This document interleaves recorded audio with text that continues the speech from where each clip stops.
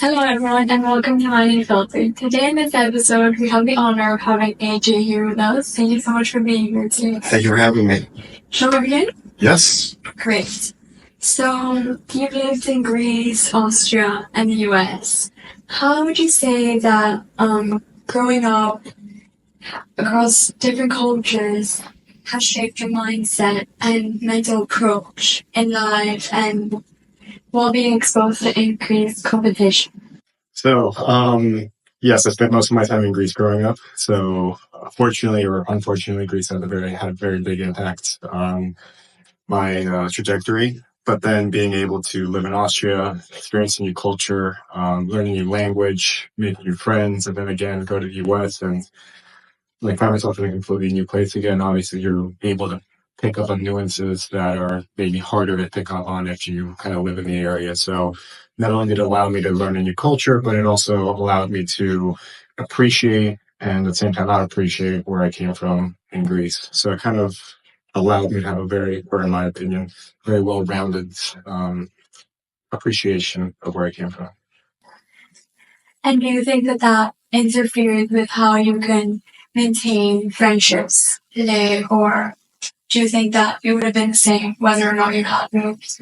That's a very good question. I don't know if I'm lucky or it's just like the people that I grew up with, but I left my main friend group in Greece, let's say when I was 15, and I didn't move back to Greece until I was 27, so 3 years ago.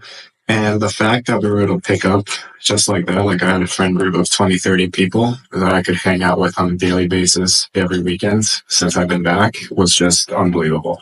Yeah. So it's like pretty formidable bonds that. I think when you're exposed to different cultures, it really broadens your perspective on various things. Of course, yes. Yeah.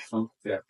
On a more personal level, how did moving between countries during adolescence and age where friendships can feel especially formative affect the way that you build and maintain relationships today? Yeah, it was very crazy because when my parents first told me that I'm moving to Austria for 5 months out of the year. I was 12 years old. I was in Greece, and as a 12-year-old in Greece, you're hanging out a lot. You're at Matthias. You're learning how to take the public transport to go see your friends. So it wasn't the time that I wanted to be removed from my friend group. But I had no option, so I went, and I went to Austria, where none of the kids spoke English and Greek. But then the silver lining there was that my dad made me start ski racing. So his idea of me making friends was kind of through sports. So he signed me up for the basketball team and the ski team, and that's how I got into the sport. So huge blessing in the sky. And even though I remember kicking and screaming getting on that plane when I was 12, the following year I actually voluntarily wanted to go to Austria. What's something that you do in order to stay mentally agile between intense race sessions? For example, like any stress management routines that you may have. I mean, I got a sports psych. I think most people do these days. So that's kind of one way to keep myself grounded. And the second thing is allowing myself to be me. So, later in the day, once you're kind of like back at home, to allow yourself to relax, to not always be constantly, fussing with things, even though, they're not done yet. You got to give yourself a second to kind of like decompress and kind of approach the following day with a fresh perspective. You have to go through multiple serious injuries and surgeries. What would you say kept you going through all those setbacks and allowed you to stay mentally strong?